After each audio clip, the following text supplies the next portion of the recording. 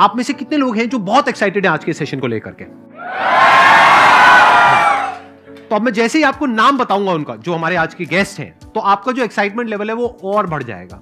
ये बताने से पहले कि गेस्ट कौन है, मैं आपको थोड़ा सा बताता हूं YouTube के बारे में। YouTube में क्या है कि पूरे वर्ल्ड की अगर बात करी जाए तो करोड़ों चैनल्स हैं जो अलग अलग जॉनर्स में हैं, अलग अलग कैटेगरीज में हैं। उसमें से दो बड़ी कैटेगरीज हैं, मोटिवेशन और एजुकेशन। पूरे वर्ल्ड में जो वर्ल्ड का नंबर 1 मोटिवेशन चैनल है वो मेरा है, और जो वर्ल्ड का नंबर 1 एजुकेशन चैनल है किसी इंडिपेंडेंट क्रिएटर का, वो उनका है, जो कि हमारे गेस्ट हैं। उनके 17 मिलियन से ज्यादा सब्सक्राइबर्स हैं। Please give an energetic and warm welcome to the one and only Khan sir.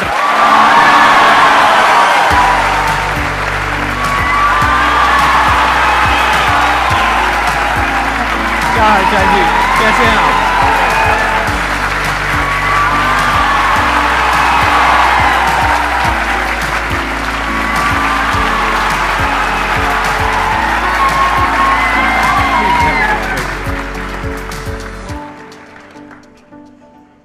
इससे पहले कि ऑडियंस आपसे कुछ पूछे या इंटरेक्ट करे, मेरे माइंड में एक क्वेश्चन है आपके लिए जी।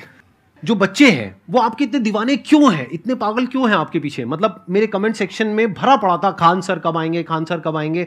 मतलब ऐसा क्या जादू कर दिया आपने बच्चों के ऊपर? ये सवाल हम आपसे भी पूछते हैं, हमारे पे भी इतना कमेंट आया, इतना मेरे तो ऑफिस में लोग चले आए कि सर कब जा रहे हैं। अच्छा। क्योंकि हम लोग का तो एग्जैक्ट है, वही पढ़ाना है। हाँ। तो देखिए, हम लोग का मेन है कि बच्चों को जो जरूरत रहती है कि अगर लड़का पढ़ने आया है ना, उसके मन में कोई डाउट ना रह जाए। हम उसको कहते हैं कि हम तुम्हें पढ़ा रहे हैं, दम है तो भूल के दिखाओ, याद करके नहीं।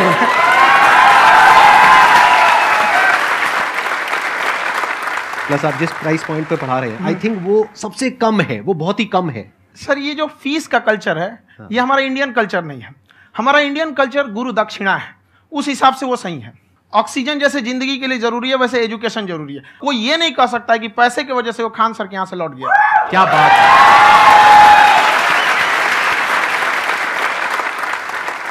मैंने देखा कि आपका ये जो चैनल है कि ये पिछले 3 साल के अंदर अंदर ही ग्रो किया है। हमको जब चैनल शुरू हुआ तो एक दिन में हम 4-5 वीडियो बनाए। एक हमको कुछ आता, आज भी नहीं आता इतना, तो हम देख के कैमरा उमरा तो हम कंफ्यूज हो गए, बाप रे। तो हम एक ही दिन में वीडियो शूट किया, पढ़ाने वाला टॉपिक था हमको। उसके बाद कभी वीडियो नहीं, 6-7 वीडियो एक ही बार शूट कर लिए। और एक जो थे जिनका कैमरा वगैरह था, मेरे पास कैमरे भी नहीं थे उस टाइम, और कैमरा 35,000 का था। तो 6 महीना इसी में लग गया, जो 35,000 इसी में फंस जाएगा। तो उनके कैमरे से शूट किए, उन्होंने कोई चार्ज लिया, उसके बाद हम छोड़ ही दिए। लॉकडाउन लगा, तब हम कहें आप कैसे पढ़ाएंगे। वो तो 1 दिन 2 दिन करते करते अचानक लंबा हो गया। तब हमको याद आया कि ओहो, मेरा एक चैनल भी है वहाँ पे। तो उस समय उस पर लगभग 30,000 सब्सक्राइबर हो चुके थे। तो जैसे लॉकडाउन लगा तो उस पर पढ़ाना चालू किया, और पता नहीं क्या लोगों को पढ़ाई में इतना इंटरेस्ट आ गया कि आपका स्टाइल ऐसा है थोड़ा सा। आप आई थिंक पढ़ाई के साथ साथ में जो बीच बीच में आप थोड़ा बहुत छोड़ते रहते हैं ना, मतलब जो एंटरटेनमेंट चलता रहता है। ये बात हम देखिए, जब हम गुलाम थे ना, तो अंग्रेजों ने एक चाल चला था कि भारत को हम फिजिकली गुलाम रखेंगे 100-200 साल, मेंटली 1000 साल कर देंगे। उन्होंने पढ़ाई का मॉडल चेंज कर दिया। उन्होंने ऐसा डिजाइन किया कि ये टीचर की रिस्पॉन्सिबिलिटी है, वो पढ़ा के चला जाए। टीचर की रिस्पॉन्सिबिलिटी यहाँ खत्म नहीं हो जाती है। पढ़ाना तो कोई भी पढ़ा सकता है, टीचर की इससे बड़ी रिस्पॉन्सिबिलिटी होती है उसे समझाना। वो समझा कि नहीं समझा। अगर लड़का आपके समझाने के बाद डाउट रह गया तो ये आपकी गलती है। लड़का हमसे पूछता है सर इतनी भीड़ है आपके पास, तो कहे सर डाउट कैसे पूछेंगे? हम कह रहे यार तुम्हारा डाउट बचेगा तब ना पूछेगा तुम डाउट यहाँ पे।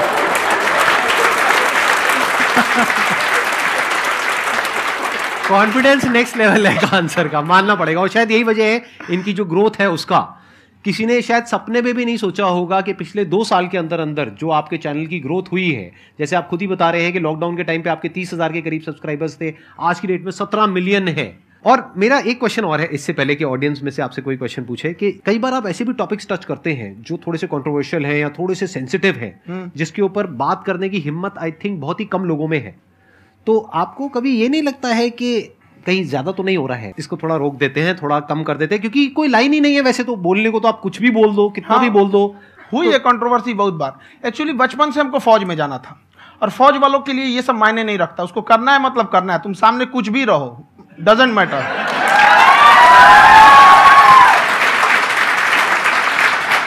और मैंने YouTube पे देखा कुछ वीडियोस में कि आपका जो इंस्टीट्यूट है वहां पर आज से कुछ साल पहले कुछ बम गिरे थे। हाँ, कुछ गिरे थे, कुछ तो बहुत सॉलिड जगह गिरा था, फटा नहीं वो। मतलब आपके आसपास? हाँ, बम को भी पता है कि टीचर की इज्जत किया जाता है। क्या बात है, क्या बात है। मैं समझ पा रहा हूं कि ये आपके अंदर जो एटीट्यूड है ये कहां से आ रहा है, क्योंकि आप बचपन से ही फौज में जाना चाहते थे, तो आप जंग के मैदान में ही खड़े हैं एक तरीके से। बस फर्क ये है कि आपके हाथ में कलम है, हथियार ना हो करके। हथियार से एक आदमी की जान जा सकती है, हाँ। कलम से बहुत ताकत होता है। शिक्षा एक ऐसा हथियार है ना, हर कुरीतियों से लड़ सकता है, हर तरह की समस्याओं से। और ये एक ऐसा हथियार है, मेटल डिटेक्टर में भी नहीं पकड़ाता है।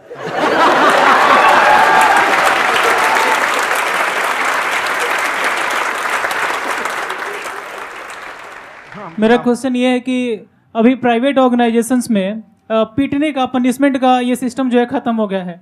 हम आपके वीडियो में देखे हैं सर कि आप एक बड़ा सा रोल रखे रहते हैं, पुलिस वाला लाठी है वो, पुलिस वाला लाठी है, और स्टेज पे बुला के बच्चों को उसी से धुनाई शुरू कर देते हैं मस्त एकदम से, है ना।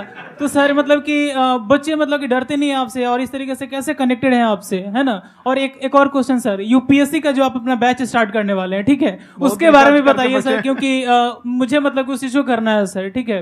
और संदीप सर को देख लिए, मेरा तो वैसे ही हो जाना है।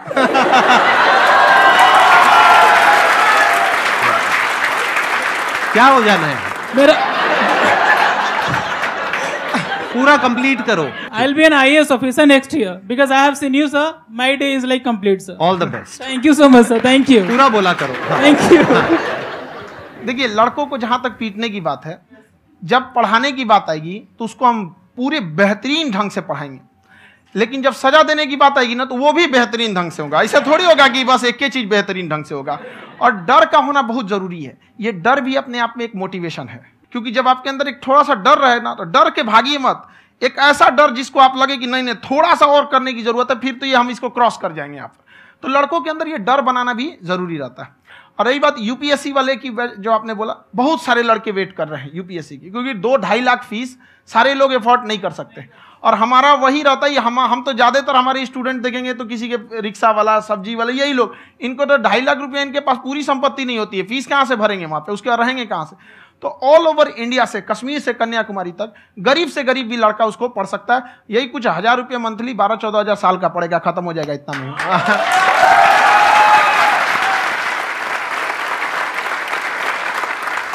ये जो डंडे वाली बात इन्होंने कही, ये सच है? मतलब आप सच में एक डंडा रखते हो? पुलिस का ही है वो।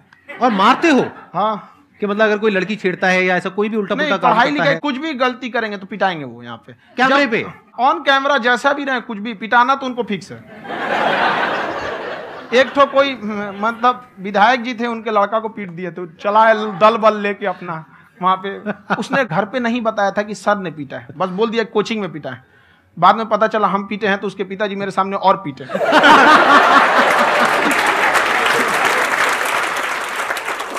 सर, आपका सबसे बड़ा डर क्या है आप दोनों का?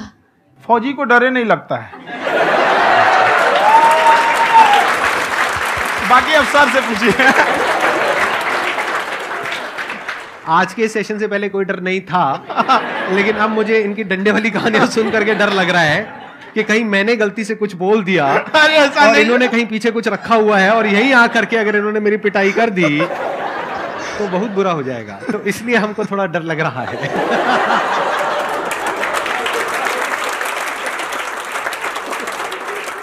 आपकी डेली कितने घंटे क्लासेस होती हैं? 6-7 घंटे। अभी भी खुद ही करते हो आप? हाँ, हमारे स्टाफ परेशान रहते हैं। हम 1:30-2 बजे सोते हैं, सुबह 6 बजे उठ जाते हैं, परेशान रहते हैं। यार इतना क्यों करते हो, है ना? कभी तो उनको भी साथ साथ लगना पड़ता है ना। उनको साथ साथ लगना पड़ता है। हम जग गए तो कोई सोया थोड़ी रहेगा, परेशान रहते, दिन में सोते ही नहीं है बेचारा, कहीं कहीं जाके सोते रहता है। तो हम सीट बांध दिए कि भाई तुम इस समय सो जाना, तुम इधर सो जाना। आपकी शादी हो गई है? नहीं हुई अभी? मेरी खुशहाली देख के आप आइडिया लगा सकते हैं।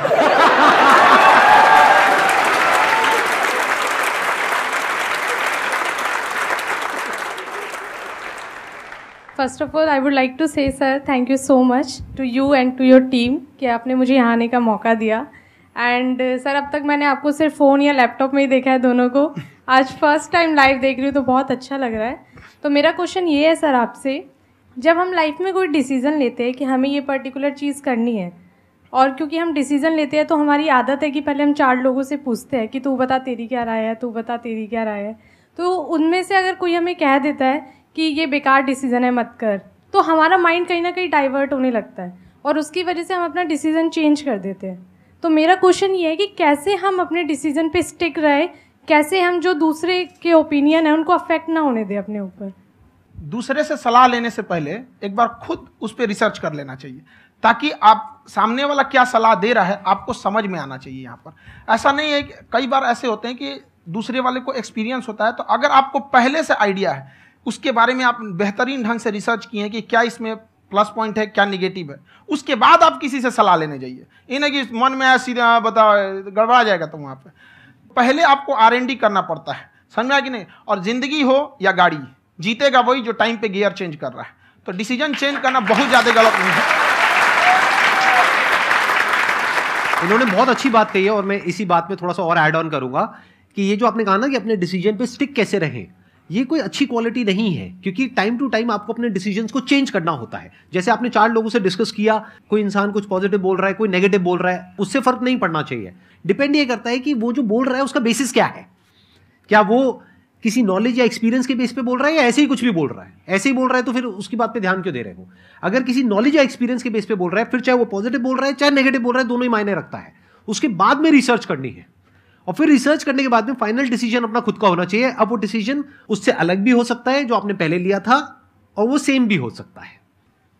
सर मेरा क्वेश्चन दोनों से है आपसे, how to deal procrastination and laziness. हमारा ब्रेन है ना, ये बहुत आलसी टाइप का, इसको आराम खोजना पसंद है। अब थोड़ा सा भी अब इसको आराम की ओर लेके चलेगा ना तो फिर उधर ही रहेगा। आप सोचेंगे 10 मिनट आराम कर लेते हैं ना, तो 10 मिनट 2 घंटा बना देगा। उसको टॉर्चर कीजिए, चल 10 मिनट बाद में।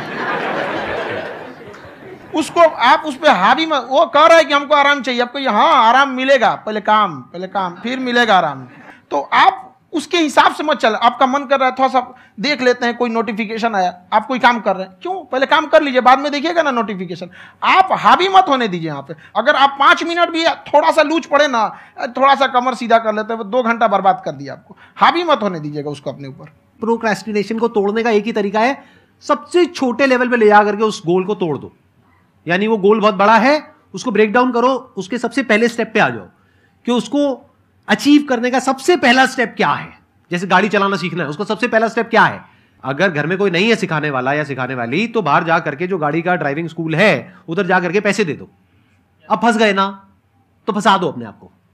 दिमाग ये लगाओ कि अपने आप को कैसे फंसाया जाए। जब हम फंस जाते हैं ना तो फिर हमको वो काम करना ही पड़ता है। Then there is no looking back. जब तक आप सोच रहे हो तब तक सोच रहे हो, उसको बोलते हैं पैरालिसिस ऑफ एनालिसिस, कि आप सोचते चले जा रहे हो अपने माइंड में, मैं ये करूंगा वो करूंगा वो करूंगा वो करूंगा, और प्रोक्रेस्टिनेट हो रहा है, वो चीज टलती चली जा रही है। तो उसको छोटे से छोटे लेवल पे ब्रेक डाउन करके उसको कर दो, दैट इज नंबर 1। और जैसे ही करना शुरू करते हो, कोशिश करो कि उसको जब तक कि आप सही से नहीं कर लेते हो उसको छोड़ना नहीं है, तो आपकी लेजीनेस भी खत्म हो जाएगी। कई लोगों को तो हमने देखा जो सप्ताह में कुछ भी नहीं करता, वो भी संडे को आराम कर रहा है।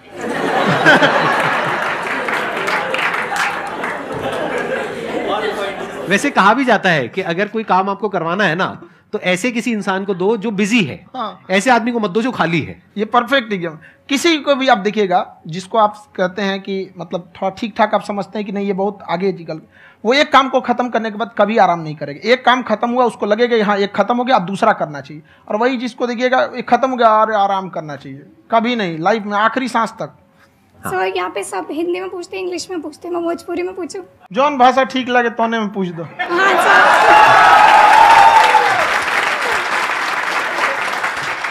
सर ये पूछे के चाहते नहीं कि जैसे हमने के पढ़ाई करी नहीं सर, तो कभी कभी डेली टारगेट्स जो होला वो कंप्लीट ना होला। अगर टारगेट्स कंप्लीट भी होला तो फिर ऐसा इरिटेशन या फिर वो एंजाइटी या फिर कि और करना है या फिर अभी नहीं हुआ, वो चीज़ हमेशा रहेला। तो वो कम कैसे करल जाए? देखिए टारगेट्स को ना हम लोग को एक अपने हिसाब से पहले फिट करना चाहिए। ऐसा नहीं कि दूसरे किसी इंसान को देख के हम टारगेट फिट कर ले। कोई लड़का 8 घंटा पढ़ रहा है, कोई पहली बार अभी पढ़ना ही चालू किया, उसको देख के 8 घंटा पढ़ेगा तो पढ़ाई छोड़ देगा। तो आप अपनी क्षमता के हिसाब से देखिए कि आप कितना पढ़ सकते हैं। अगर आपने एक घंटे को बना लिया कि हम 1 घंटा पढ़ सकते हैं, अगले 1 हफ्ते तक उसको सस्टेन रखिए। जिम में कैसे करते हैं लोग, पहले दिन उठा लीजिएगा 1 कुंटल तो हार्ट अटैक हो जाएगा। तो वो धीरे धीरे टारगेट सेट कीजिए और अपनी क्षमता को भी देखिए। हर इंसान की क्षमता अलग है। कंगारू को देख के हाथी छलांग मारेगा, पैर तोड़ के बैठ जाएगा।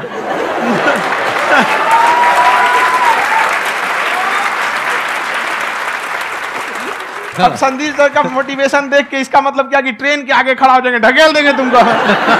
हालांकि ऐसा कर देते हैं, लेकिन ऐसा करिएगा लोग नहीं, क्षमता पता होना चाहिए। आपके अंदर एंजाइटी हो रही है कि मैंने कर तो लिया है। आप ये नहीं कह रहे कि मैंने कुछ भी नहीं किया है फिर मेरे को एंजाइटी हो रही है। आप ये कह रहे हो मैंने काफी कुछ कर लिया है फिर भी एंजाइटी हो रही है कि कहीं कुछ छूट तो नहीं गया है। तो बेसिकली आपको ये देखना है कि अगर आपके अंदर ये एंजाइटी हो रही है, that means you are a very good student. आप एक अच्छे स्टूडेंट हो। क्यों? क्योंकि बहुत सारे स्टूडेंट्स तो ऐसे हैं उनको पढ़ने के नाम से एंजाइटी होती है। तो आपको एंजाइटी हो रही है कि मैंने पढ़ लिया। दिन में मानो 8 घंटे का आपने टारगेट सेट किया और 6 घंटे पढ़ लिया, या मान लो 8 घंटे भी पढ़ लिया, फिर भी एंजाइटी हो रही है कि मैंने 10 घंटे नहीं पढ़ा। तो ये तो अच्छी क्वालिटी है ना, ये तो एक ब्रिलियंट स्टूडेंट की क्वालिटी है। क्योंकि एंजाइटी उसी को होती है जो केयर करता है, जिसको परवाह है, उसी की तो एंजाइटी होती है। जैसे माँ को अपने बच्चे की, जैसे एक माँ को अपने बच्चे के, जैसे एक माँ को अपने बच्चे को लेकर के एंजाइटी होती है। हंस लो मजाक उड़ा लो मेरा। कोई बात नहीं, एडिट कर देंगे इसको हम। हाँ।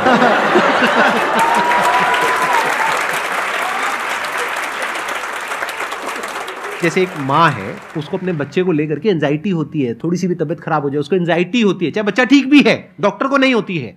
क्यों? क्योंकि माँ को उस बच्चे से प्यार है। तो दैट मीन्स कि आप अपनी पढ़ाई को लेकर के सीरियस हो, इस वजह से आपके अंदर एंजाइटी हो रही है, विच इज नॉर्मल। जहां पर प्यार मोहब्बत होती है वहां पर थोड़ी बहुत एंजाइटी तो होती ही है ना। समझ रहे हो ना मैं क्या कहना चाह रहा हूं? आप लोग समझ रहे हो ना मैं कहां जा रहा हूं?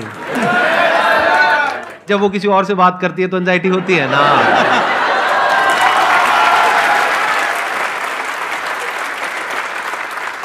सर, आपकी स्टोरी हमने सुनी थी, तो एक टाइम आया था जब आप गंगा किनारे जाके बैठ गए थे। उस समय आपको कुछ समझ नहीं आ रहा था, तो उस समय मतलब आपने ये डिसीजन कैसे लिया कि अब आगे नहीं, यहाँ से वापस जाना है? रास्ता ही नहीं था। घर जाने के लिए एटलीस्ट 90 रुपए चाहिए थे, जेब में 40 रुपए थे। कैसे घर जाते हैं? और हम गंगा के किनारे चुपचाप बैठे बैठे हम कहें कि अब बहुत टेंशन हो गया, अब घर जाना चाहिए। रूम पे, तो किराए के रूम पे ही आदमी सारे लोग रहते। गए वहाँ पे तो रूम लॉक हो गया था। तुम खटखटाएं तो ऊपर से गुस्सा से बोले जो ऑनर थे, क्या टाइम हो गया है? तुम कहीं 9-10 बज रहा होगा। घड़ी देखिए तो 2 बज रहा था रात का, 2-2:30 बज गया था वहाँ। टेंशन में आप तो होता है, कई बार ऐसा समय आएगा कि लगेगा जैसे अब कुछ नहीं हो सकता है। तो इससे घबराना नहीं है। कभी कभी गुच्छे की आखिरी चाबी भी ताला खोल देती है। जो बातें आपने बताई कि घर में प्रॉब्लम्स ये तो बहुत लोगों ने फेस करी। वहां पर आप अकेले नहीं है, बहुत लोगों ने ये प्रॉब्लम्स फेस करी, बहुत तरह की प्रॉब्लम्स देखी, बहुत तरह की स्ट्रगल्स देखी, लेकिन वो सब इतने कामयाब नहीं हो पाए जितने कि आप हुए। तो आपके अंदर ऐसा कुछ ना कुछ है जो औरों के अंदर नहीं है। तो वो मैं जानना चाह रहा हूं कि वो ऐसा क्या था जहां से कि आपका दिमाग यहां तक सोच पा रहा है कि मैं पूरे इंडिया में इतने बड़े लेवल का चेंज लेकर के आ सकता हूं, एजुकेशन फील्ड में रेवोल्यूशन लेकर के आ सकता हूं। ये सोचना ही बहुत लोगों के बस का नहीं है। मेरी एक खुद की थिंकिंग, अगर हमको कोई 100 रुपए किसी काम के लिए दिया, हम सबसे यही कहते हैं, तो हम कोशिश करते हैं उसे 200 का रिटर्न दे। अगर कोई हमसे 200 रुपया फीस दे रहा है, 250 दे रहा है, तो हम उसको ये कोशिश करते हैं कि तुम्हें ऐसा लगे कि नहीं भैया हमने 10-20 हज़ार का पढ़ लिया यहाँ पर। वो ईमानदारी से कभी कमी नहीं। और हमेशा अगर हम प्रॉमिस X का करते हैं तो डिलीवर 4X करना चाहते हैं। ध्यान से सुनना और ध्यान से समझना इस फर्क को। अगर आप समझ पाए तो बहुत आगे जाओगे लाइफ में। एक वो होते हैं जो ये सोचते हैं कि हमें सब कुछ मिल जाए, हमें कुछ भी करना ना पड़े। दूसरी कैटेगरी होती है लोगों की जिनको जितना मिलता है उसमें भी चोरी चकारी करते हैं या कोशिश करते हैं कि उससे कम दे सामने वाले को जितना कि हमें मिल रहा है। तीसरी कैटेगरी होती है लोगों की जो इनके जैसे लोग होते हैं। वो क्या करते हैं? वो ये सोचते हैं कि अगर मैंने किसी से 1 रुपए भी लिया, देखा जाए तो 200-250 रुपए कुछ भी नहीं होता है, 200-250 रुपए अगर मैंने लिया तो कैसे उसको 400 रुपए की वैल्यू दूं। ये जो थिंकिंग है ना, यही एक फर्क होता है एक ऐसे इंसान में जो बहुत आगे निकल जाता है और उस इंसान में जो मीडियोकर रह जाता है। आप अपने आप को अपने आप के ऊपर समय दीजिए, उसको डेवलप कीजिए। जब आप अपने आप के ऊपर खर्च करते हैं तो आने वाले समय में लोग गूगल पे आपको सर्च करते हैं। क्या बात है सर, ये आपने अभी बनाया है या ये कोई पुराना आपका वो है? बनते रहता है, इसे फ्लो में बन जाता है। आपके अंदर ना सर एक कवि छुपा हुआ है कहीं ना कहीं जो बाहर आना चाहता है। कभी ना कभी आपने सोचा होगा कुछ कभी कभी देखिए एक चीज है, संगत का बहुत अच्छा असर पड़ता है। ये चीज को हमेशा, संगति का मतलब लोग हल्के में ले लेते हैं। संगति का मतलब होता है संग संग गति। तो अच्छे लोग के साथ रहेंगे तो संग संग अच्छी गति होती जाएगी, खराब में रहेंगे तो ये भी होता है। बट अपने आप को थोड़ा सोचना चाहिए कि हम केवल जी के मर जाएं इसके लिए नहीं आए हैं। लोग कहते हैं कि सर नाम क्यों नहीं बताते अपना। हमारी एक ही सोच है कि जाने के बाद इस दुनिया से हमको मतलब एक चीज देना चाहते हैं स्टूडेंट्स को, कि वो याद करें कि इस पैसे की भाग दौड़ की दुनिया में हर कोई दोनों हाथ से लूटने में लगा है, खाली हाथ जाने के लिए ये सबको लगा है। तो हर कोई को ये सोचना चाहिए कि था कोई इंसान जो इतने कम फीस में इतनी शिक्षा जो महंगी थी, जो कमाने का रास्ता था, उसको भी एकदम कंपटीशन इतना कर दिया कि अब लोगों को अपनी फीस बढ़ाने में डर लगता है कि अरे यार, लड़का कमेंट करता है कि खान सर इतना ले रहे हैं, आप बहुत बड़ा टीचर हो गए।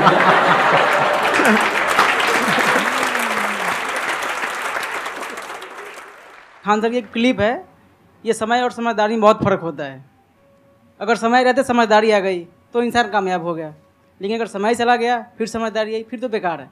तो सर मतलब कुछ आपको ऐसी चीज़ लाना चाहिए जो मतलब बच्चों जो तैयार हो रहे हैं उनको ये चीज़ें मतलब एंड टाइम पे दिखे। समझ रहे आप मेरी बात? नहीं समझ?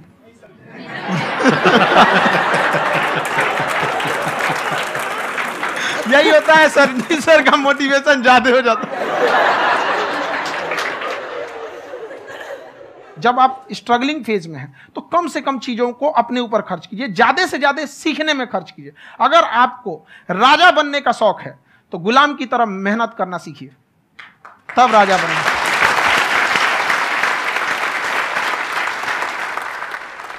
ये दुख, ये दर्द, ये सब तेरे अंदर है।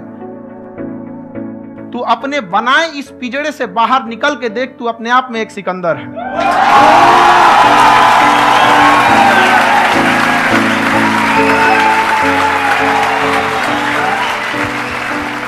Thank you so much sir for coming.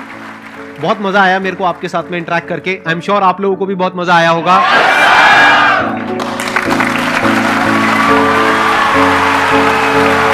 Thank you so much ji, thank you.